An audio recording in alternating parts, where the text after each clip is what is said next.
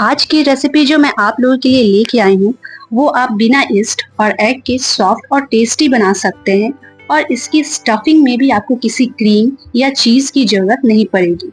उसके बिना ही आपकी स्टफिंग बटरी और चीजी बनेगी, वो भी घर के सीक्रेट इंग्रेडिएंट से। Hello viewers, welcome to my YouTube channel twist and fluff.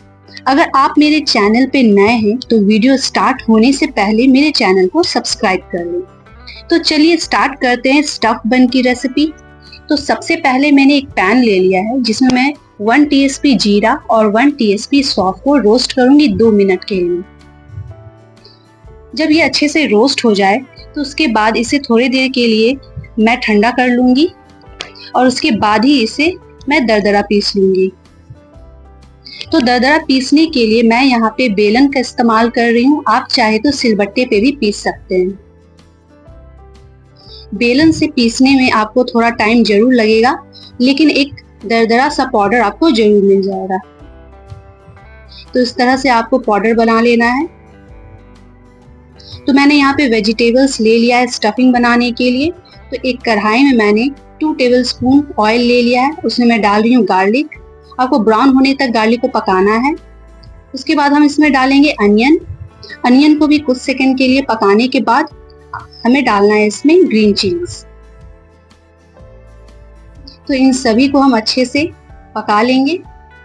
उसके बाद मैंने जो रोस्ट किया था जीरा और सौंफ को वो मैं डाल रही हूँ 1.5 चम्मच। उसके बाद 1/8 टीस्पून ब्लैक पेपर। यहाँ पे मैं शिमला मिर्च डाल रही हूँ और शिमला मिर्च को आपको करीब 2 मिनट तक पकाना है। उसके बाद हम यहाँ पे बीटरूट और गाजर डालेंगे। तो बीटरूट और गाजर को मैंने कद्दूकस किया है क्योंकि इसे पकने में टाइम लगता है, इसीलिए आप भी कद्दूकस करके ही डालें। बीटरूट और गाजर को पकाने के बाद इसे आपको ढक के पकाना है। उसके बाद मैं यहाँ पे 1/2 टीस्पून में डाल रही हूँ धनिया पाउडर और 1 टीस्पून सॉल्ट। इन दोनों को डालने के बाद आपको कुछ देर के लिए ढक लेना है। 2-2 मिनट आपको ढक के पकाना है। मैं यहाँ पे 1 चम्मच विनेगर डाल रही हूँ, 1 टीएसपी चीनी, 1 चम्मच सोया सॉस और इन सभी को अच्छे से हम मिला लेंगे।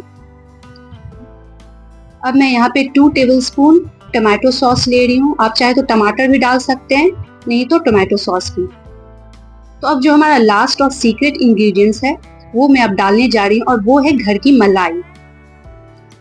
तो घर की मलाई आसानी से सभी के घर में मिल जाती है और मैं यहाँ पे 1/8 कप मलाई ले रही हूँ, आप चाहे तो ज्यादा कम कर सकते हैं।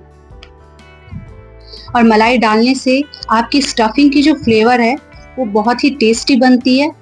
तो इसे हमें ज्यादा देर तक नहीं पकाना है, बस कुछ देर तक पकाने के बाद आपको गैस ऑफ कर लेना है और एक प्लेट में लेके इसे ठंडा होने के लिए रख देना है। तो अब मैं यहाँ पे डो का प्रिपरेशन करूंगी। तो उसके लिए मैंने यहाँ पे 2 कप मैदा लिया है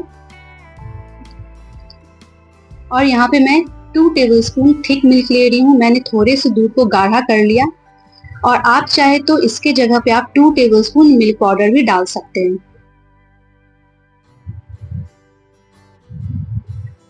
तो अब मैं यहाँ पे 1 टेबलस्पून चीनी ले रही हूँ, 1/2 TSP salt, 1/4 cup curd, 1 TSP baking powder and 1/2 TSP baking soda. इन सभी को हम अच्छे से मिक्स कर लेंगे और उसके बाद 2 टेबलस्पून हमें ऑयल डालना है और फिर से हम इसे अच्छे से मिक्स कर लेना है। तो यहाँ पे मैं 1/2 कप मिल्क ले रही हूँ और मैं थोड़ा थोड़ा डाल के इसका एक डो बनाऊंगी, लेकिन आप एक बार में मत डालिएगा, नहीं तो डो जो है गीला भी हो सकता है। तो हमें सॉफ्ट डो चाहिए, उसके लिए मैं थोड़ा थोड़ा करके डालूंगी। सॉफ्ट डो बन जाने के बाद लास्ट में 1 टेबलस्पून ऑयल और लेना है। तो अब जो सबसे मेहनत वाला काम है वो है आटे को गूंथना।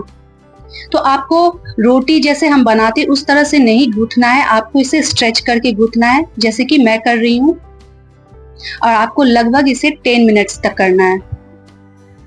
जब आपका डो अच्छे से बन जाए तो आपको इसे 6 पीसेस में इसकी कटिंग करनी है। अगर आपको रेसिपी की इंग्रेडिएंट्स को नोट करना है तो आप मेरे डिस्क्रिप्शन बॉक्स से नोट कर सकते हैं। तो मैंने यहाँ पे 6 पीसेस में कट कर लिया है। तो तो जैसे हम आलू का पराठा बनाते हैं उसके लिए लोई बनाते हैं, उस तरह से आपको लोई बना लेना है और इसे एक राउंड शेप में कर लेना है और फिर इसमें स्टफिंग आपको भर लेनी है। तो मैंने यहाँ पे 2 चम्मच लिया है, आप अपने हिसाब से स्टफिंग दे सकते हैं। तो जिस तरह से मैं इसमें स्टफ कर रही हूँ उसी तरह से आपको करना है। इसे आपको नीचे की तरफ पुश करनी है और उसके बाद इसे लॉक कर लेना है इस तरीके से। आपको इसमें से घी रिलीज होता हुआ दिख रहा होगा। तो मैं बता दूं, वो जो मलाई हम डालते हैं किसी गर्म चीज में अगर डालते हैं तो वो घी रिलीज करती है, तो उसके लिए आपको ज्यादा टेंशन नहीं लेनी है। तो यहाँ पे मैंने 6 डो बना लिया है। तो अब मैं यहाँ पे थोड़े से मिल्क लगाऊंगी। ये आपको ब्रश से लगाना है मिल्क यहाँ पे, और मैं थोड़ा सा फ्लैक्सीड सभी डो पे डाल दूंगी। आप चाहे तो फ्लैक्सीड या फिर सिसमी सीड जिसे हम तिल बोलते हैं वो, या फिर जीरा आप वो भी डाल सकते हैं। और फ्लैक्सीड बहुत ही हेल्दी होता है, आप ऐसे भी इसे रोस्ट करके खा सकते हैं।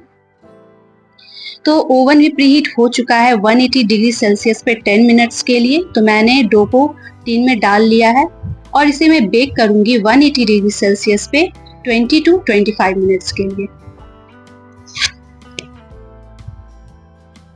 तो यहाँ पे हमारा जो बन है वो बन चुका है। जब ये गर्म रहे तभी आपको इसमें बटर लगा लेना है और किसी गीले कपड़े से आपको इसे 30 मिनट्स के लिए ढक देना है। इससे क्या होगा, डो आपका जो बन है वो बहुत ही सॉफ्ट बन जाएगा।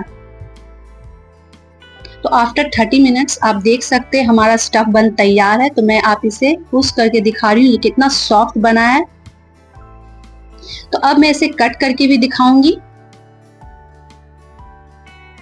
तो ये बहुत ही आसान तरीके से कट हो जा रही है, आप देख रहे हैं, और आप इसकी स्टफिंग भी देख सकते हैं। और बिना एग बिना ईस्ट का ये स्टफ बन बहुत ही सॉफ्ट और टेस्टी बना था। मेरे घर वालों को बहुत ही पसंद आया। आप अपने घर में भी बनाइए और अपने फैमिली को खिलाइए। और अगर आपको आज की रेसिपी पसंद आई तो मुझे कमेंट करके जरूर बताइएगा, और वीडियो अच्छा लगे तो लाइक शेयर और सब्सक्राइब जरूर कीजिएगा। और तब तक के लिए बाय।